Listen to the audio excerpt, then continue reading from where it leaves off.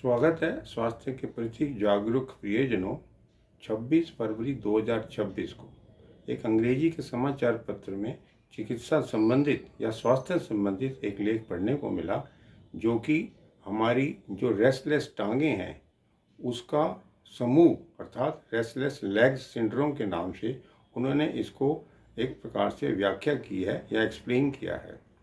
ताज्जुब की बात है कि अभी तक इसका कोई निदान नहीं हो पाया है, पर उन्होंने विशेषज्ञों ने ये माना है, चाहे वो सरकारी हो या प्राइवेट विशेषज्ञ हों, उन्होंने ये माना है कि ये नाड़ियाँ संबंधित ऐसे लक्षणों का समूह है जिसके अंदर रात के समय जब आदमी सोता है तो उसकी टांगों में दर्द रहता है, उसके जोड़ों के अंदर नहीं बल्कि पैरों के अंदर एक प्रकार की सुइयां चुभने जैसी स्थिति आती है, अकड़ाव भी होता है, खिंचावट भी होती है, दर्द भी होता है इत्यादि। ये ज़्यादातर उन लोगों को होता है जिनके शरीर में पोषक तत्वों की कमी है, जैसे आयरन है, हीमोग्लोबिन है, कैल्शियम है, विटामिन डी की कमी होती है, B12 की कमी है इत्यादि।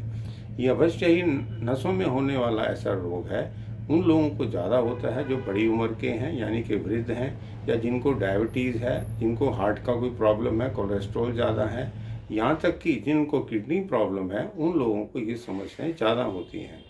कहने का मेरा तात्पर्य ये है, आजकल मॉडर्न मेडिकल साइंस ने अवश्य ही इसको इस प्रकार से उसके जो माइक्रो लेवल पे उन्होंने एक प्रकार से रिसर्च की होगी, तभी उन्होंने इस नतीजे पे पहुंच के इसका ये नाम दिया है। ये अवश्य ही ऐसा रोग है जो रात के अंदर ऐसे जो प्रभावित लोग हैं उनको परेशान करता है और नींद भी नहीं आती है। जब रात को नींद नहीं आती है तो दिन में भी उनको एक प्रकार की बेचैनी रहती है, अर्थात उनका स्ट्रेस लेवल बढ़ जाता है और ये समस्या कम नहीं होगी, चाहे रात को आराम करने के बावजूद भी उनको किसी प्रकार से आराम नहीं मिलता है। मेरा ये कहना है कि जिस प्रकार से अभी उन्होंने इस लक्षण को पहचाना है, इसको सिंड्रोम नाम दिया है, हो सकता है इसके बाद जल्दी ही बहुत सारी दवाइयाँ भी आ जाएंगी, तभी वो एक प्रकार से हम इन रोगों को ठीक से कर पाएंगे, अपने आप शरीर को स्वस्थ भी रख पाएंगे।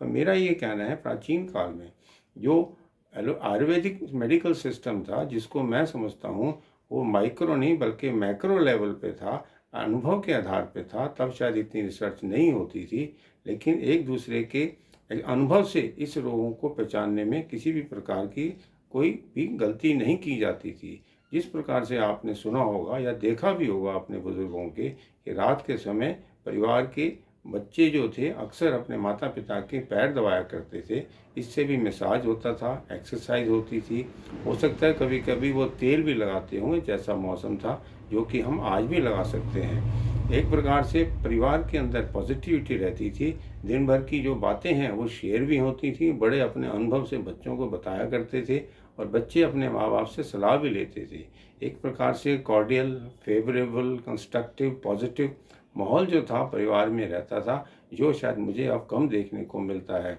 हो सकता है आप इस बात से मुझे कहें ये गलत है, लेकिन ये मेरे अनुभव से भी मुझे लगता है इस प्रकार की जो समस्याएं हैं हमारे जो नर्वस सिस्टम से संबंधित हैं, चाहे स्ट्रेस से संबंधित हैं, वो कहीं ना कहीं अभी भी हैं। तो हमें दो काम हैं, हम अभी भी ये सब काम कर सकते हैं जो हमारे बुजुर्ग अपने परिवार में या बच्चे बड़ों के साथ किया करते थे। तो ध्यान रखें, इस प्रकार की जो न्यूराइटिस है जिसके अंदर हमारी टांगों के अंदर ये तकलीफ़ होती है जिससे हमारी नींद खराब होती है, इन सब से बचने के लिए हम खुद ही क्यों ना अपने घर के अंदर इस प्रकार का माहौल पैदा करें, ताकि माँ बाप और बच्चे अपने माँ बाप का ध्यान रखें और माँ बाप भी संतुष्ट रहें अपने बच्चों से। चाहे आज हम कितना भी वैभवशाली हो गए हैं, पर जिस प्रकार की कमी मुझे देखने को मिल रही है वो मैंने आपसे साझा किया। यदि आपको इस प्रकार से बुरा लगे तो क्षमा भी करना, पर यह बात सही है कि हम क्यों ना बहुत सारी दवाइयों से अच्छा अपने परिवार के अंदर अपने बुजुर्गों का इस प्रकार ध्यान रखेंगे, अवश्य ही एक घर के अंदर